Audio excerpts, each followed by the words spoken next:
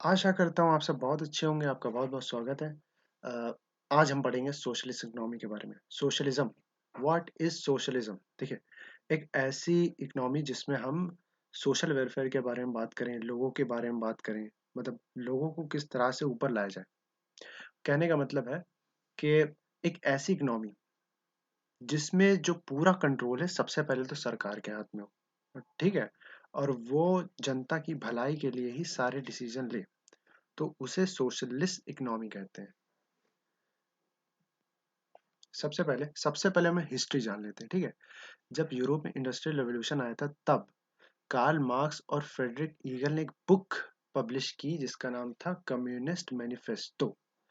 तो उन्होंने इस बुक में बताया था उस वक्त बड़े-बड़े कैपिटलिस्ट थे, वो लोगों का शोषण कर रहे थे, ठीक है? गरीबों का एक्सप्लॉइटेशन कर रहे थे, उनको पैसे नहीं दे रहे थे, उनसे ज़बरदस्ती काम करा रहे थे। तो जो कार्ल मार्क्स थे उन्होंने लिखा था, उन्होंने पता क्या किया, उन्होंने यूरोप की जो सच्चाई थी पूरी दुनिया के सामने ला के रख दी कि किस तरह से लोग एक्सप्लॉइटेशन कर रहे हैं, कितना गलत है। और भी बहुत सारी चीज़ें उन्होंने इसमें बताई थी।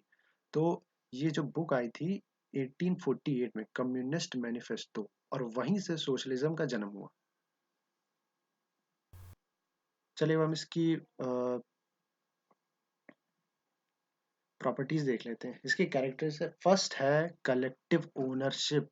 इसमें जो जो कुछ भी ओनरशिप होगी वो सबकी होगी। मतलब देखिए, इसमें जो कुछ भी लैंड है, प्रॉपर्टी है, वो किसी की भी हो, ठीक है, वो सबको बिलोंग करेगी। मतलब कहते नहीं है कि ये सड़क डैश डैश डैश, तो इसमें जो कुछ भी है, सड़क है, पुल है, मतलब ऐसा नहीं है कि हमारा इलाका है, ठीक है। कलेक्टिव ओनरशिप का मतलब होता है जो कुछ भी है वो सबका है, वो जनता का है, ठीक है। तो सेकंड है इकोनॉमिक प्लानिंग। इकोनॉमिक प्लानिंग का मतलब हुआ कि देखिए, जो प्लानिंग होती है कि कहाँ ब्रिज कंस्ट्रक्ट करना है, कहाँ पे सड़क कंस्ट्रक्ट करनी है, कौन सा कॉलेज बनना है, कौन सा हॉस्पिटल बनना है, ये सब कुछ सरकार डिसाइड करेगी। इसीलिए ही सोशलिस्ट इकोनॉमी को सेंट्रली प्लान्ड इकोनॉमी या कमांड इकोनॉमी भी कहते हैं, क्योंकि इसमें पूरा कंट्रोल सरकार के हाथों में होता है। क्या प्रोड्यूस करना है, कैसे प्रोड्यूस करना है, ये सब कुछ सरकार डिसीजन लेगी इन सब चीज़ों का। देखिए अगला है अब्सेंस ऑफ कंज्यूमर चॉइस। मैंने कैपिटलिस्ट इकोनॉमी में बताया था कि आपके पास हजारों एग्जाम्पल, हजारों आपके पास चॉइसेस रहती हैं कि आपको क्या पसंद करना है। लेकिन वहीं अगर बात करें हम सोशलिज्म की, तो जो सरकार बनाती है अब आपके पास दो या तीन चॉइसेस होंगी, तो आपको बेहतरीन प्रोडक्ट नहीं मिल पाएगा। बेहतरीन नहीं मिल पाएगा तो आपको बेहतरीन क्या मिलेगा, ठीक है। तो इसमें ये चीज़ एक डेमेरिट है, ठीक है, क्योंकि इसमें अब्सेंस है कंज्यूमर चॉइस का। नेक्स्ट है रिलेटिवली इक्वल इनकम डिस्ट्रीब्यूशन। देखिए जब चाइना में क्रांति आई थी, तब जो माओ जेडोंग थे, वहाँ के क्रांतिकारी थे, उन्होंने अमीरों से जमीनें लेके जितने गरीब थे सब में बांट दी थी। यही चीज होती है सोशलिज्म में कि इक्वल इनकम डिस्ट्रीब्यूशन होता है, अमीर गरीब जैसा कोई फर्क नहीं रहता। तो ये तो एक अच्छी चीज है। लेकिन वहीं पर अगर कोई एक जेन्युइन पर्सन है, बिजनेस करना चाहता है, और उसने बड़ी मेहनत से एक लैंड खरीदी है, तो सरकार उसकी लैंड हड़प लेगी और लोगों में बांट देगी, ठीक है। तो ये चीज़ गलत भी है। देखिए हर चीज़ की दो चीज़ें, दो साइड होती है, मेरिट भी होती है, डेमेरिट भी होती है। और ये दोनों ही इकोनॉमी अच्छी भी हैं, बुरी भी हैं, ये हम आगे जानेंगे। देखिए नेक्स्ट है minimum role of price mechanism. जब हम कैपिटलिज्म पढ़े थे, देखिए आपको सोशलिज्म समझना है तो आप कैपिटलिज्म से रिलेट करके समझिए। जो कैपिटलिज्म होता है हमारा, उसमें एक ही मोटिव होता है, वो होता है प्रॉफिट मोटिव। यहाँ तक कि प्रॉफिट मोटिव वो कैपिटलिज्म की ड्राइविंग फोर्स तक कहा गया है, क्योंकि वही कैपिटलिज्म को ग्रो करता है। और इसमें ऐसा कुछ नहीं है, कुछ भी नहीं है। तो इसमें प्राइस मैकेनिज्म मिनिमम होता है, जिसकी वजह से जो इकोनॉमी है वो ग्रो नहीं कर पाती है। नेक्स्ट है अब्सेंस ऑफ कंपटीशन। इसमें कंपटीशन है ही नहीं, सब कुछ सरकार कर रही है तो कंपटीशन का आएगा। तो देखिए जो हेल्दी कंपटीशन होता है ना, वो बेस्ट होता है। अगर कहीं पर हेल्दी कंपटीशन है तो ग्रोथ भी होती है, और इसमें कंपटीशन ही नहीं है तो लोगों को बेहतरीन बेस्ट प्रोडक्ट नहीं मिल पाएंगे, ठीक है। देखिए कुछ एग्जांपल ले लेते हैं जो सोशलिस्ट कंट्री है। सबसे पहले तो यूएसआर, चाइना, नॉर्थ कोरिया जानते हैं ना, वो नॉर्थ कोरिया सोशलिस्ट कंट्री है और जो साउथ कोरिया वो कैपिटलिस्ट कंट्री है। देखिए, अच्छाइयाँ देख लेते हैं, मेरिट्स क्या है सोशलिज्म का। सबसे बेहतरीन चीज़ जो है वो इसमें ये है कि सरकार जो कुछ भी करती है लोगों की भलाई के लिए करती है। अब सरकार ने एक हॉस्पिटल बनवाया, गवर्नमेंट हॉस्पिटल, वहाँ आप जाइए फ्री में इलाज हो जाएगा। वहीं अगर वही अ, बीमारी का इलाज आप किसी प्राइवेट हॉस्पिटल में करवाने जाएंगे तो आपको लूट लेंगे वो। इसी तरह से एजुकेशन, हालांकि एजुकेशन इतनी अच्छी नहीं होती है पर फिर भी सरकार कोशिश करती है। स्कीमें चलाई जाती हैं बहुत सारी, लोगों का फ्री इलाज, एजुकेशन और भी बहुत सारी चीज़ें होती हैं लोगों को जो डेली यूज़ की चीज़ होती है वो प्रोवाइड कराने में। इसके अलावा और भी बहुत सारे इसमें मेरिट्स हैं। और इसकी सबसे बड़ी मेरिट ये है कि जब सरकार इन सब चीज़ों को कंट्रोल करती है तो वो बेटर यूटिलाइजेशन करती है। अगर आप बात करें कैपिटलिज्म का तो उसमें जो कंट्रोल करते हैं वो सब कैपिटलिस्ट करते हैं और वो बुरी तरह से उनका एक ही मोटिव रहता है, पैसा कमाना, और वो रिसोर्सेज का बुरी तरीके से इस्तेमाल करते हैं। वहीं सरकार ऐसा नहीं करती है, सरकार नेचर का भी ध्यान रखती है। सरकार कई स्कीमें चलाती है जिससे नेचर को नुकसान ना हो, ठीक है।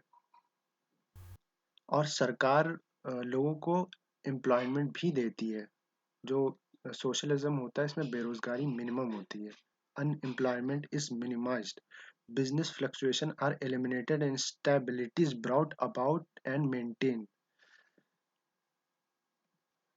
सोशलिज्म में एक चीज और भी बहुत अच्छी है, वो ये है कि जो फर्क होता है ना वो खत्म हो जाता है। कोई भी अमीर गरीब नहीं रहता क्योंकि इक्वल डिस्ट्रीब्यूशन होता है, ठीक है। Right to work and minimum standard of living to all people.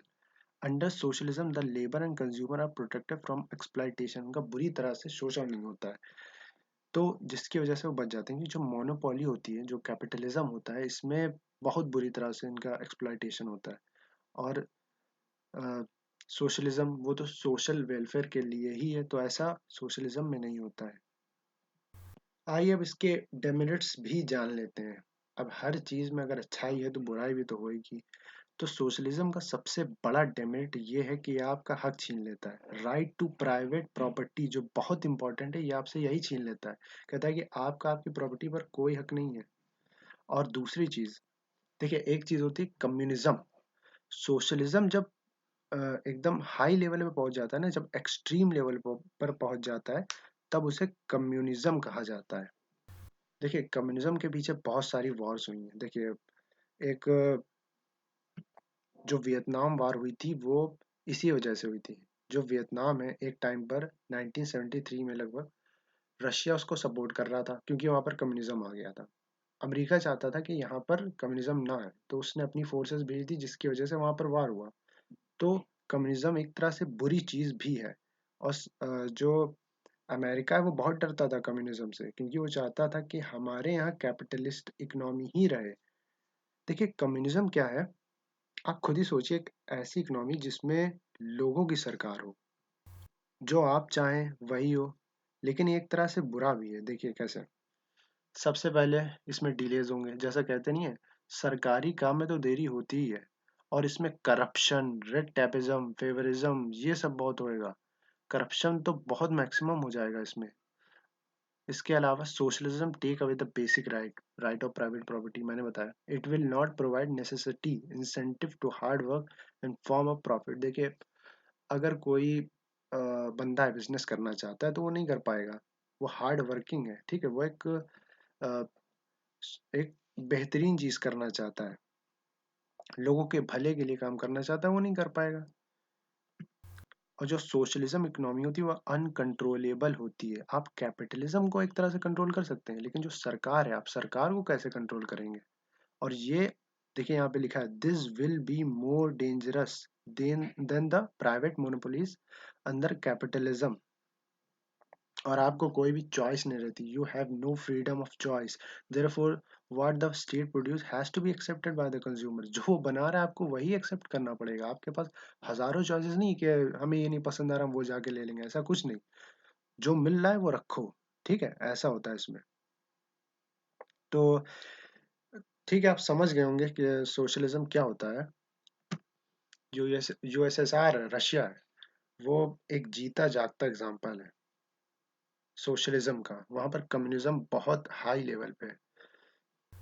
वैसे देखा जाए तो दोनों ही इकोनॉमी ना अच्छी हैं ना बुरी हैं। तो अगर हम दोनों ही इकोनॉमी से अच्छी चीजें ले लें और बुरी चीजें हटा दें तो फिर वो बन जाता है मिक्स्ड इकोनॉमी। और जो हमारा भारत देश है वो उसका जीता जागता एग्जाम्पल है, मिक्स इकोनॉमी का सबसे बड़ा एग्जाम्पल है। वैसे देखा जाए तो हर जो कंट्रीज है एक तरह से मिक्स्ड इकोनॉमी, क्योंकि कोई भी कंट्री पूरी तरह से कम्युनिस्ट मतलब सोशलिज्म और कैपिटलिज्म नहीं है। ठीक है, आप समझ रहे हैं। तो चलिए आपसे विदा लेता हूँ, खुश रहिए, पढ़ते रहिए।